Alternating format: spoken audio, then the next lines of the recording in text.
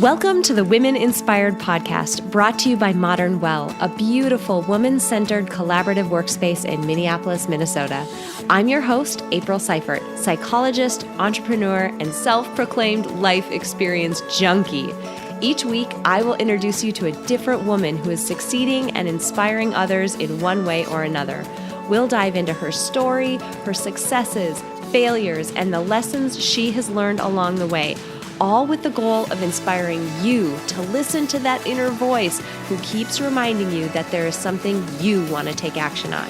You are so much more capable and powerful than you give yourself credit for. Inside of you is a woman on fire. Let's let her out and see what happens. Here we go. Hello, friends, and welcome back to the Women Inspired Podcast. For those of you who haven't met me yet, my name is April Seifert, and I am your host and your co-pilot on this journey of inspiration and empowerment. This week, you are going to meet the wonderful Jennifer Kroiss. She is an entrepreneurial business coach and a networking expert. Jennifer helps entrepreneurs get their businesses off the ground. She helps them get and stay focused, and she helps them avoid the overwhelm that so many entrepreneurs feel. I can so relate to that. The thing is, there is so much uncertainty when you are starting a business. For the first time ever, for many of us, there's not a company or a boss telling you what your next step should be and what your goals should be. And that uncertainty can lead to so much overwhelm.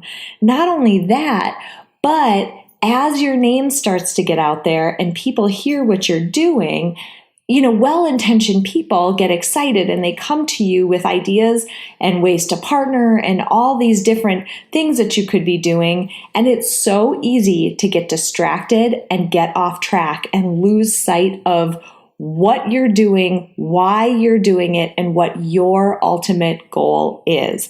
So Jennifer helps people stay locked on, like zeroed in on that goal so they can stay true to the vision that they have for their business. And we get into such a good conversation about that.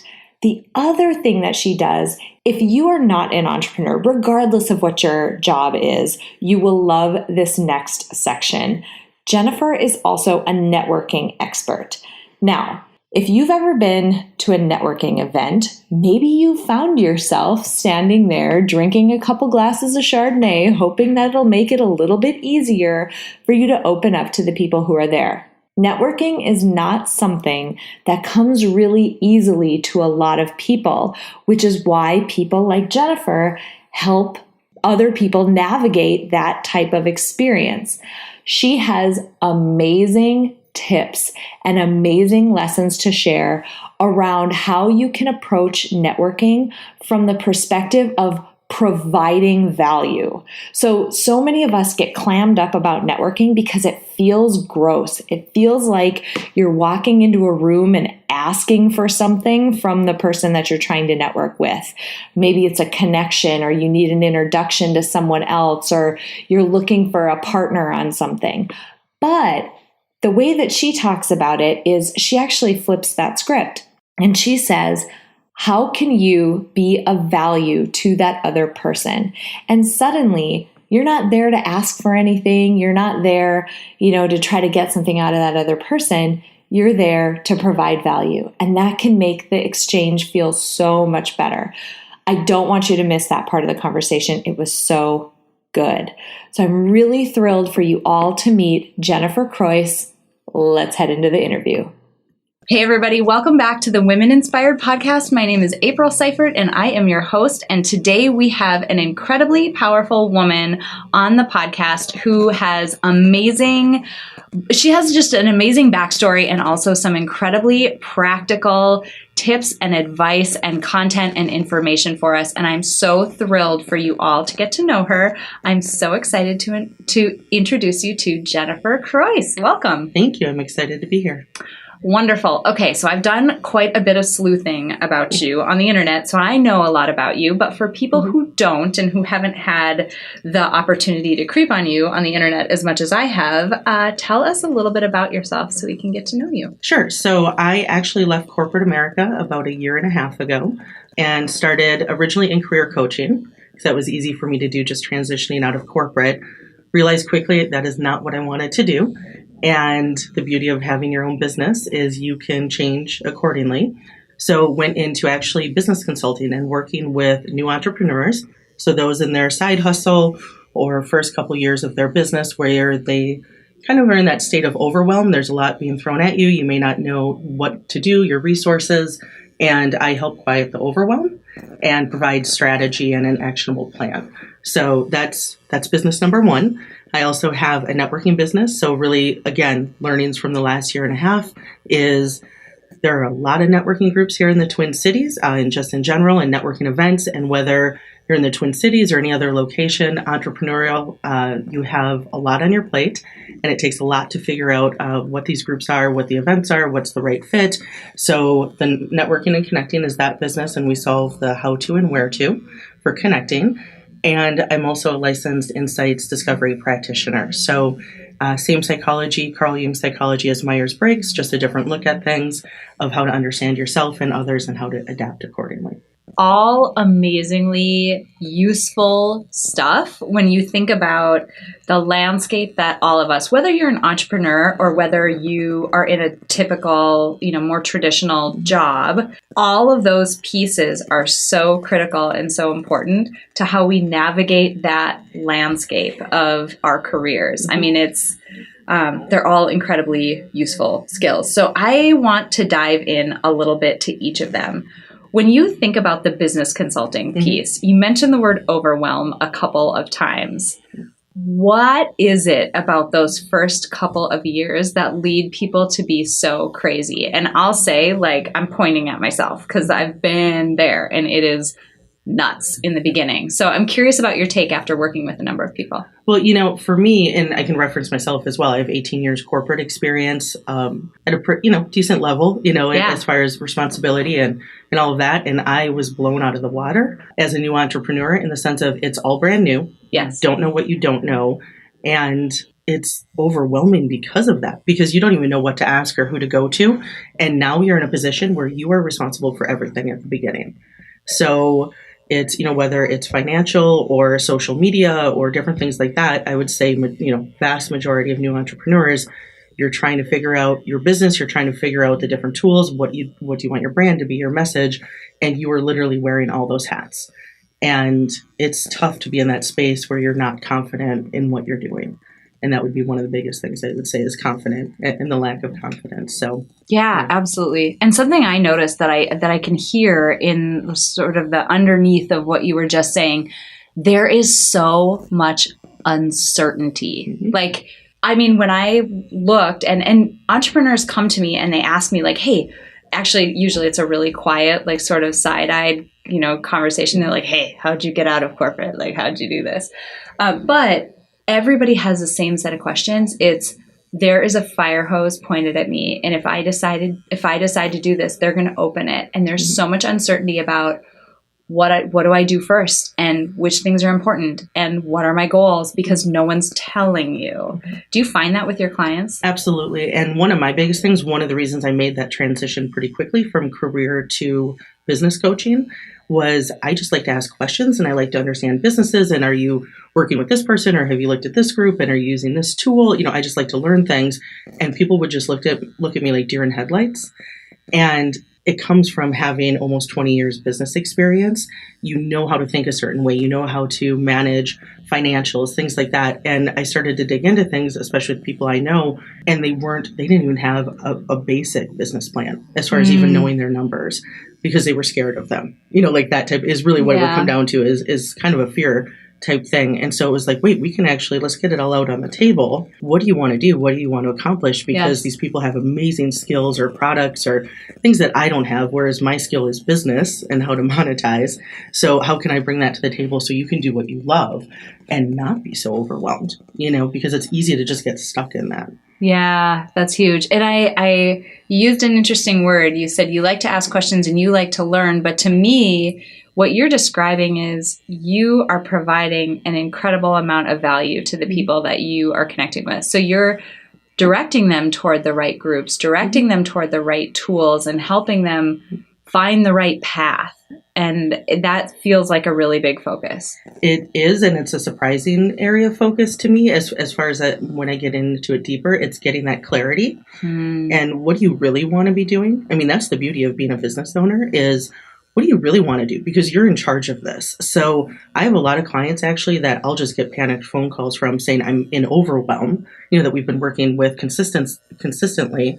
And it's because they're getting off track. And it's, a lot of times too, when people start to get successful, especially now with social media and things like that, people are coming at you and saying, I want to do this with you, or let's do that, or let's partner here.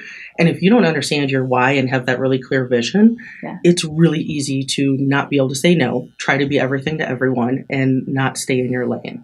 So I've found that as a common thing as well, especially with newer entrepreneurs. What's your advice for helping people do that? How do they figure out? Because that's a goalpost, right? Mm-hmm. That is a stake in the sand that says, this is what I am.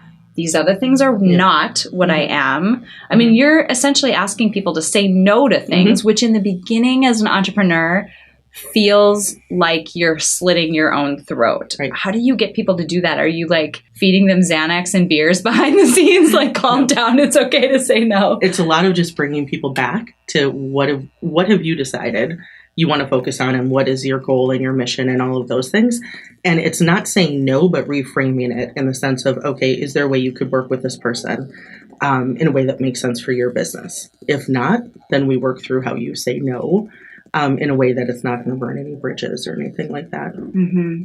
I heard this awesome quote from somebody. I'm not going to remember who it is. Somebody, if you're listening to this and you really want to know, Google is awesome. But somebody said, anytime you say yes to something, you're saying no to everything else, meaning you only have, even as an entrepreneur who's willing to, quote unquote, rise and grind and do the crazy blah, all the stuff, even somebody who's willing to do that, you still have a limited capacity. You're still one person. And so for you saying yes to something, you're literally saying you're going to give that time to that thing and not to other things. And that's critically important that you're making that intentionally. And that's why it's going back to what do you want to provide for others? What is that value? What do you bring to the table?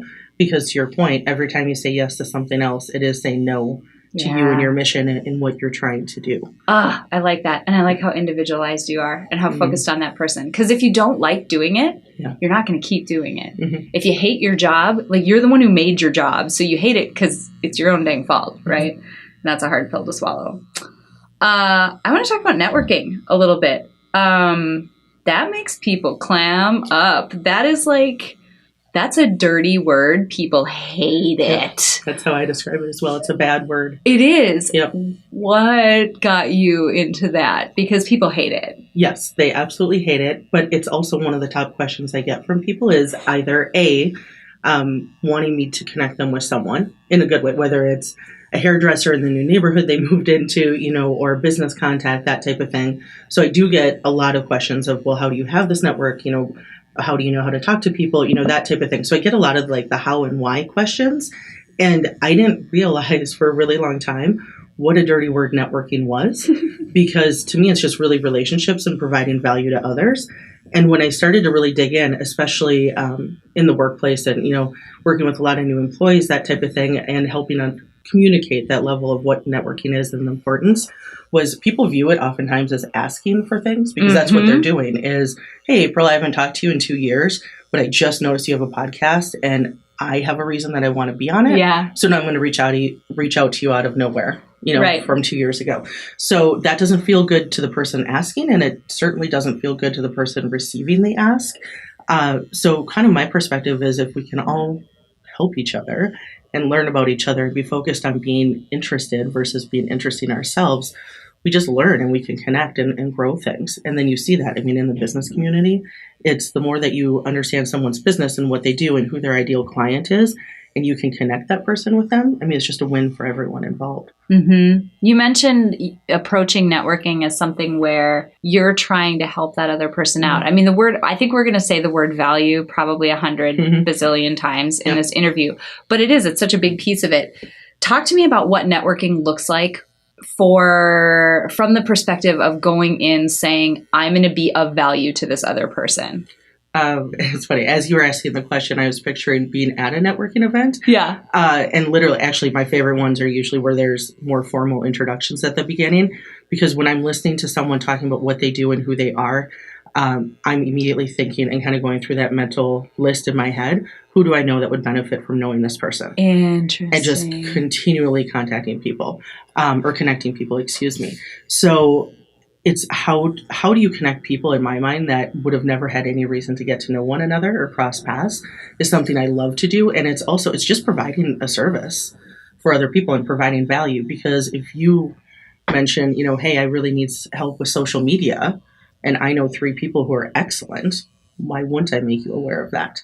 And it's the same at a networking event. The more you ask questions and really learn to understand someone, it's amazing those doors that it opens. And it doesn't always have to be work, and that's the thing that really surprises people is getting to know, someone, why are they at this event? Sometimes it's a personal reason, or, what are they really into this summer? Like, what are they really excited about?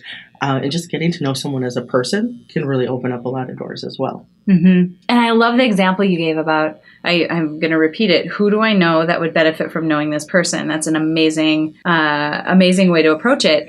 Because when people think about how can I add value to this other person, they may look at somebody who is maybe a vice president and they're not a vice president. Maybe they're a manager at their job. And there gets to be this weird, like, there's nothing I can give this person. There's nothing I can do for this person. And the idea of helping someone out becomes almost this big mountain that seems impossible. But some of the simplest things, like making an introduction, are some of the most critical things you can do for someone. They can be so incredibly valuable to that person. So I think, we can all benefit from doing that for each other. Something as simple as just introducing people to each other. Well, and it's also, again, I can't emphasize enough, it doesn't have to just strictly be work. Yeah. So I like to get to know people, and it's like, oh, you have a dog? I have a dog. Like, tell me more about that. So it's like, I can't tell you how many times I've seen a dog in a coffee shop or something and snapped a picture and sent it to someone, just to be like, oh my gosh, I know you love these, this type of dog, just was thinking of you, that type of thing. So there's just so much once you are focused more on getting to know someone and really what makes them tick versus what can they do for me. Because you're so analytical if you're approaching at it from a value, from that value sense versus relational. Mm-hmm. Yeah. And something you just said too, this is more than just the handshake and the exchange of business cards to you. You're really cultivating these relationships over time. Tell me a little bit about that. I mean, if you're taking pictures of dogs and sending them to people, you're really thinking about the long-term relationship that you're building. And I don't do that with everyone. I mean, we're humans, right? There's certain people that we connect with more than others, just, and that pretty quickly. So I have certain people in my network, and I consider pretty much everyone I know in my network. It's not just a work thing or personal. There's certain people that I talk to every day, and we're on WhatsApp. I'm a big fan of WhatsApp. So we're doing different things all day long, and it could be about music. It could be about, it's a funny side fact, I really am into certain things like The Rock. So when The Rock has movies coming out, I get a lot of messages. I was like, wait, is she actually talking about the actor? I am about the actor. So there's a lot. Nice. So I'll get a lot of different messages around that. So I always know what's going on with him. Good deal. But so it's always finding those reasons to connect. But I have people in my network too, actually someone who I would think is one of the closest to me from a network aspect. We don't need to talk unless we're going to dinner or we're connecting each other with someone. That's just the relationship that we have. So everyone's different. So it goes back to that whole understanding what makes other people tick and how you need to connect with them in a way that feels good to them. Mm-hmm. Oh, I like that so much. And it's so much less creepy and artificial. Yeah, well, because it's real. Yeah. I mean, somehow I think we approach networking, we set this aside as though it's this different thing than us getting to know literally anybody else. And it doesn't need to be that way. It doesn't need to feel as forced and artificial at all. Yeah. And that's why, to me, it's just like anything else. It's you choose, you know what your goals are and what you need to do, but you also choose how to make it work for you in a way that's comfortable. Because if you're not comfortable, it is going to be forced, and it's going to be awkward for the other person, that type of thing, because it's an aside. But I can't tell you how many times I will get a message from someone, like a Facebook message or a DM or something like that out of the blue that will be like, hey, how are you? And kind of some false pretense, literally followed up within 30 seconds with the ask of something that they want. And I've, not heard from this person until they needed something. And again, I know we talked about it earlier, but that doesn't feel good on either side. Versus if you have a real relationship going, I mean, I'll drop everything, to make sure that someone gets what they need. Yeah. Oh, that's wonderful. It's that notion. It sounds so cheesy because the word gets thrown around so much now, but it's a little bit of that notion of tribe a little bit. It's the people who, you're willing to do those things for. It's an actual authentic connection and relationship. Before we started recording, you were mentioning, somebody who was thinking about getting into podcasting and all of that. And I'm like you. I'm one of those people who, and I really value people like this, who once they've figured out the hard thing, they're like, oh my gosh, take my stuff. Like, oh my God, that was so hard. And I don't want it to be hard for anybody else, whether that is through a monetized product. They've just given you the easy button and the quick route to get there, or maybe it's just through having a conversation and meeting for coffee sometime. But either way, there's a reason why there's a whole playlist devoted on my podcast called Pave the Way. It is people who have gone through the hard stuff, they've done the slog, and now they're just giving back and making it easier on the people who come after them. And that's incredibly valuable. And I've seen the opposite of that too, where people go through and they find all the barriers and the stumbling blocks and they fall on their face a million times and they take the attitude of, man, that was hard for me and damn it, it's going to be hard for you too. Sort of the let me initiate you into this new world approach, and that it's just not the way to make good connections. Well, and I think that happens whether it's, doing, like you said, a podcast and the how-to or something like that. And it happens a lot with networking. You will run into a lot of people who will take and they don't want to give anything in return. So you figure that out as you go as well, because it's the more it's a reciprocal relationship, and you're willing to share, it brings everyone up together. What about people who feel like they need to compete? You know what I'm saying? Like somehow there's scarce clients, scarce resources, scarce power or prestige or status out there, and they need to compete with everyone else. I mean, my hypothesis is that's what's underneath a lot of this, like, let me guard my resources and not give them to you and only ask for things. But curious of your thoughts. To me, that person's already losing at a lot of different things. Just because that can't be a happy place to be operating from. Yeah. And so I tend to avoid people like that, just because if you're looking at things from an abundancy aspect, there's more than enough to go around, and that is the reality. But if you're coming at from that scarcity or fear or protectiveness, that's not someone that's going to be a good partner for you in any sense of the word. Yeah. And that's where I think you can feel those people. I mean, you can tell when somebody is just not willing to give back and not willing to reciprocate as much. And that's not why you share with people, is like, let me see what I can get out of this person. But you can tell at some point when things have gotten very one-sided, and those aren't the people that you want to connect with. And two, they're not going to be that successful because lots of people around them are going to feel that way and not want to work with them, and definitely not want to make the introduction that you just talked about. Like, I don't actually want to introduce people to that person because it's actually sort of difficult when people have to interact with them. Well, and it's, again, knowing who do you want to surround yourself with, and if you want someone like that in your circle in some capacity and you figure out a way to work with that, great. But if it's something that's kind of that negative suck from you, for lack of a better term, then you just have to figure out how you want to work with that, and especially being from the Midwest, a lot of times we don't want to say no, or we don't want to, do whatever the person's asking us. And it's figuring out that way that feels comfortable to you to not fall into that. Because again, every time you're saying yes to something, you're saying no to everything else. So yeah, that notion of who you want to surround yourself with, is that how one of the ways you help people figure out where they should be networking? Absolutely. And it's also one of those, it's very, what are the complementary areas for you? I just was actually presenting at a networking group this morning, and that's one of the things we're talking about is, okay, if you're realtors, if you just continue to keep networking at events with realtors, is that really helping you grow your business? Probably not, because you're, in a sense, even if you're trying to help each other in your different spaces, you're still competing for the same pool with the same people over and over. Versus, if you're a realtor and you really like working with new home buyers and you start networking with young professional groups and different things like that, then you're broadening that scope again. Yeah. Yeah. And you're not going in there saying, hey, everybody, I'm a realtor. Does anyone want to buy or sell a house? No. You're just making yourself known as like a good person in that space. And I mean, think about any time you've bought something or needed something. It's if you know someone who you already trust and like who does that thing, you're going to go to that person before anybody else. Well, and that's, I mean, you're hitting on something too. That's a reason that you want to continue to kind of cultivate your network as well, because the more top of mind you are, the more likely someone is going to refer people to you, if it does come down to that, so example, a realtor, I know 50 realtors, but I can tell you right now, there's one person that I have in my head that she can ask me for anything, or someone else will ask me for a referral. She will always be at the top of the list because it's a very authentic relationship that's very give and take. I love it. But she's always at the top of my head because she finds a reason to be. Yeah, it's huge. So for those listening, if you are putting into action some of the things that Jennifer is talking about, you can keep cultivating those relationships and be that top of mind person. And again, that's important whether you are in a traditional job where, like it or not, you have to sell your ideas and get people on board and get people to help you and get people to champion things. You need that in a normal job.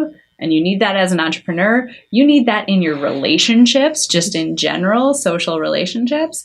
It's an important skill to have, regardless of what aspect of life you're talking about. Well, I think part of that skill, again, if you're really focused on being interested in other people, is I firmly believe with 99% of the world, we can find one thing that we have in common with them or that we appreciate about the other person. And I know I had to do that quite a bit when I was in the corporate space because you don't choose who you work with often. Was I would really work really hard if I was struggling with someone or their work style or something like that to better understand them and what makes them tick and something that we may have in common. So for example, I've mentioned dog because I have a dog. I love dogs. I had people I worked with that no one else could work with, but we both love dogs. That's what I would focus on. That's what get me through difficult conversations and help better understand them. So I think we can do that again in every area of our life. Yeah, totally. You also mentioned that you do some work with insights discovery. For people who aren't familiar, give us the overview, what it is, how you take somebody through it, what it's useful for. So insights discovery, the easiest way to say it is it's the same psychology, Carl Jung's psychology, as Myers-Briggs, which people tend to be familiar with. And it's broken down into 4 color energies that align with introverted, extroverted thinking and feeling. So we're not just one thing. We're a mix of all 4 color energies, and we dial them up and dial them down depending the situation, what's going on. Are we under stress? Are we not? So I love the tool because it is a very non-emotional thing and it's a common language. So the purpose of it is to really understand yourself and then understand how to recognize these color energies in others so that you can better understand them and how to work with them and communicate, but also how to adapt. So how can I, kind of meet this person in the middle so that neither one of us goes away from the conversation exhausted? I love it because it's something I did quite a bit in my corporate career and saw over 7 years the impact it had, simply because it's 4 colors, it's easy to explain, and it gives you common language, and again, non-emotional. So it's one thing for me to say to you, hey, you're really bringing a strong red energy today versus kind of being a jerk. Yeah. You react to that differently, right? Those 2 sentences. So I love using it. I use it with individual clients. I still facilitate it for other companies because people just do an online assessment. They get a 30-page profile, which is mind-blowing, of everything from work style to your blind spots, who your opposite type is. Newsflash, it tends to be the person that is your partner in life is your opposite type very frequently. And it's shocking. But you really learn how to communicate with that person, for example, and how not to, that type of thing. So you learn a lot about yourself, but then how you identify this in the world and apply it with others. I like the notion that you hit on, too, about the fact that it's a bit fluid. So day to day, situation to situation, the context of what's happening, you may show up differently. Do you have some examples of how that plays out? Because that's something that in other inventories you don't hear a whole lot about. It's, what are you? I am an INTJ, period. That's how I approach life. And we're not robots like that. We do react to context. So I love that and want to hear more about that. I could go on this topic for days, so I'll try to keep this one brief. The one I always like to use as a favorite example is we were at a really large leadership meeting back in my corporate days. And someone who leads with yellow, which we would call sunshine yellow, it's that always happy, wants to have the whole group happy. It's very an extroverted feeling type energy. Definitely just the epitome of sunshine yellow, exactly what it sounds like. Came into this meeting, the most direct, in our world we would call it a red energy, very direct, very to the point. Didn't want to hear what other people were saying, that type of thing. And it was shutting the meeting down because people didn't know how to react. And so people just went into themselves. And maybe 3 or 4 minutes into that, it wasn't very long, one of her peers actually said, "Hey, Susie, what's with all the red energy?" And she stopped in front of everyone. So there's 20 people at this table. It's a common language again, and it's not emotional, right? So you're just saying, hey, this is what I'm noticing. And she just looked shocked. And what it was is she had just come from an HR meeting where she had to terminate someone, which is her worst nightmare. For most people it is, and thought she was masking it, but she was not. So instead of it derailing a 20-person meeting, which would have had larger ramifications as well, it was just addressed, which was great. There was no hard feelings, nothing like that. We all knew what was being said, had a laugh, moved on. Another example would be, I actually had someone call me recently just fuming. I mean, I barely had picked up the phone and they were just going off about their new boss. And I let her go. And then at the end said, if you had to guess what color energy he leads with, what would you say? And she gave her response. And as she gave it, said, oh, he never was going to respond the way I wanted him to. I was like, great. But now you know how to go back and approach him and say, this is what you need. So you can meet in the middle. Again, common language, you can have a discussion and both parties get what they need. I like that. There's 2 pieces that I want to call out. One is just a funny Aprilism a little bit. My husband, who doesn't listen to every episode, so maybe if he's listening to this one, he'll get a giggle out of this. But something that I say on almost a weekly basis is, okay, by doing that, are we screaming at the sun for coming up? Like, are you yelling at the sun for coming up? Because you can stand out in the yard, yell all you want to. It's going to happen. And it's almost a way to deal with the reality of the situation that second example that person was in, where sure, you can want that person to be completely different than they are, or you can want them to behave differently. That doesn't mean it's going to happen that way. And it touches on another notion that I harp on all the time on the podcast about this notion of radical responsibility. Like, no, it is not your fault. You didn't cause that person's behavior. They do that. But you are responsible for how you react and how you start to navigate given what's been thrown on your plate.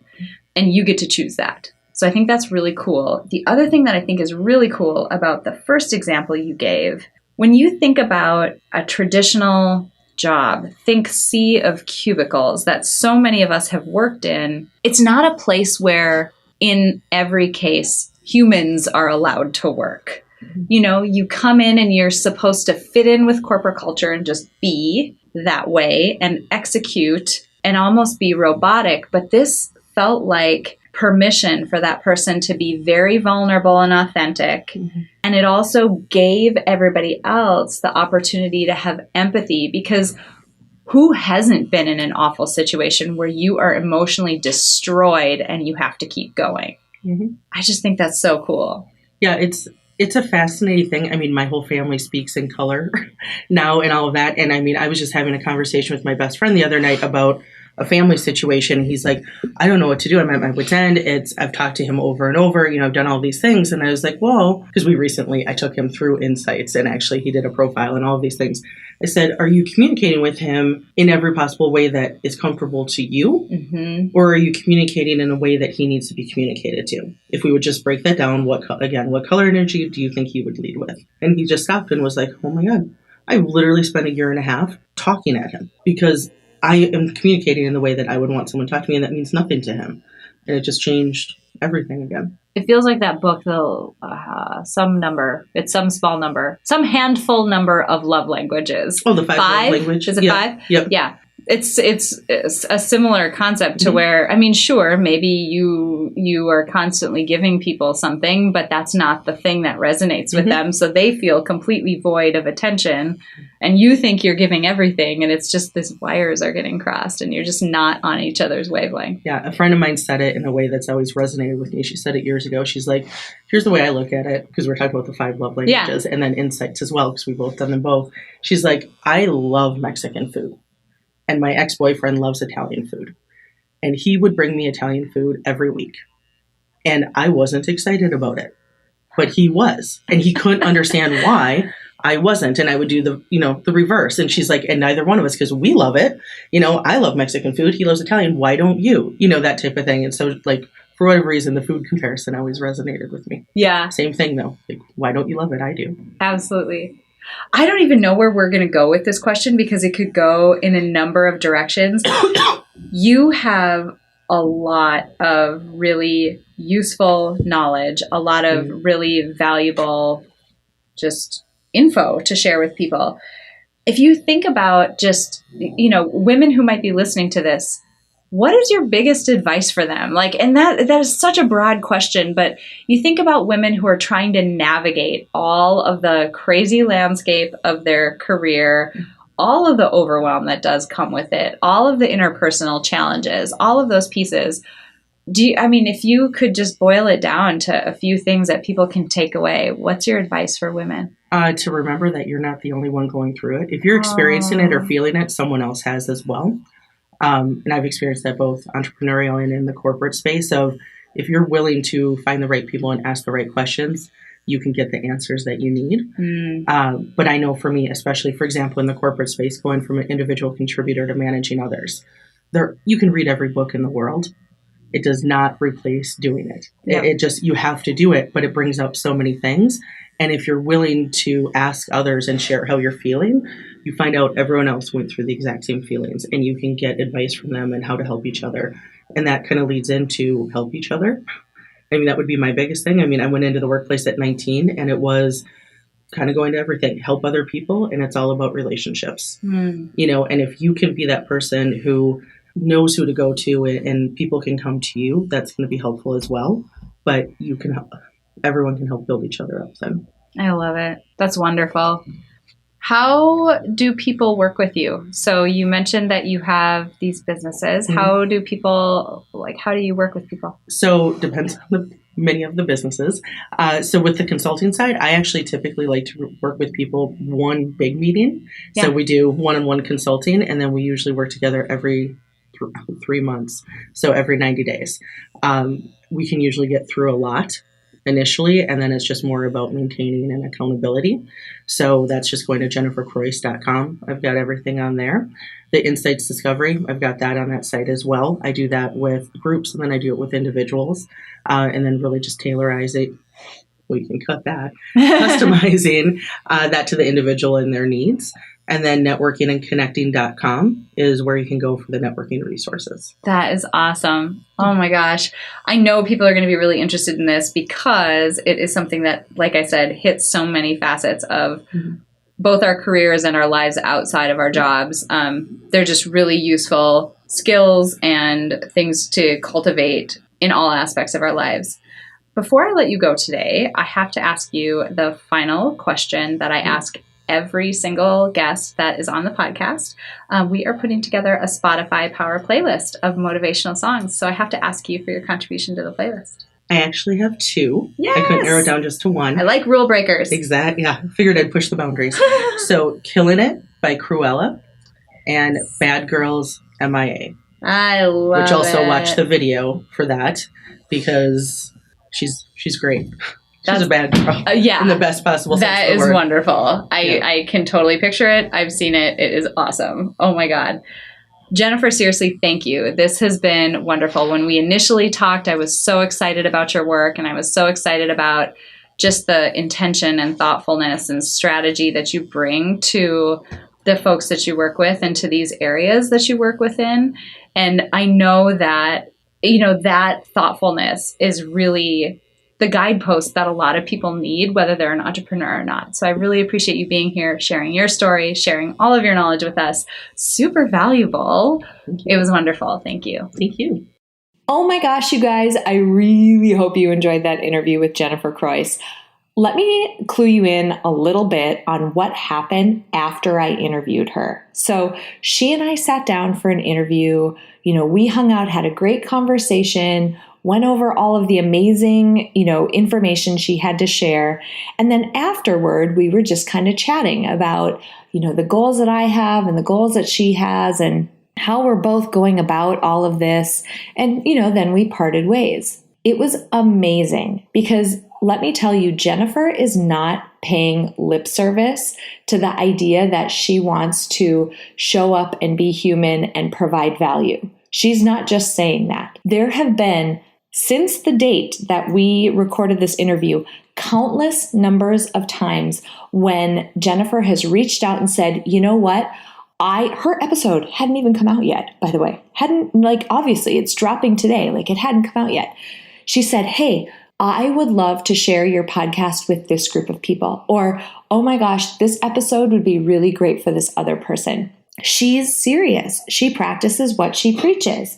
She shows up and thinks about how she can provide value to another person. It's amazing. I just had to share that because sometimes, maybe people get skeptical as to whether the guests that I have are as awesome as they seem when I interview them. And by far and away, the answer is yes, but I had to share that little anecdote. Okay, a couple things that I want you to take away from this interview. Number one, around both the networking side of things and the entrepreneurial side of things, Jennifer, her approach is so interesting because it comes from a place of knowing yourself really well, knowing what your value is, and knowing ultimately what your goals and what you want to accomplish are. I mean, she works with entrepreneurs to keep them focused on what their goal is and frequently asks them, is this something you even want to be doing? And if it's not, then you either figure out how to morph it into something that you want to be doing or decline it politely and say no. So it's just so neat that stems from a place of knowing yourself well. And I think, and two, I should say, on the networking side, same situation. What value do I bring to this relationship with this person? And how can I show up and be of value to the other person? That's huge. What I think is so cool about both of those aspects is they stem from this place of knowing yourself well. And that is something that is just of value, no matter whether you're an entrepreneur, inside or outside of your career. Knowing the things that make you tick, knowing your strengths and how to play to them, and the things that you absolutely love to do and excel at, it just helps you out so much. It helps you make better decisions and design your life in a way that feels really good and leverages all the amazing strengths and power that you have. So if there's one thing, to take away that was a really common theme, it's knowing yourself really well. The other piece is I love that she talked about, showing up and being human and being vulnerable. I loved the conversation that we had around, the insights discovery coaching that she does.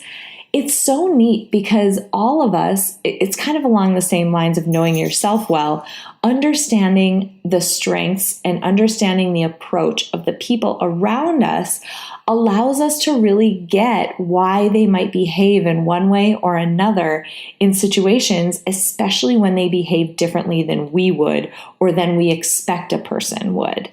So taking that moment to understand people at their human core is just so valuable. We got into that in last week's episode as well with Nancy Lyons. If you missed that episode, definitely go back and check that one out because she's a big proponent of people showing up to work and being human. And so I just think that is an amazing thing for us to all strive for. I think our work would feel a lot better. Our lives would feel a lot more balanced if we could show up and be exactly who we are.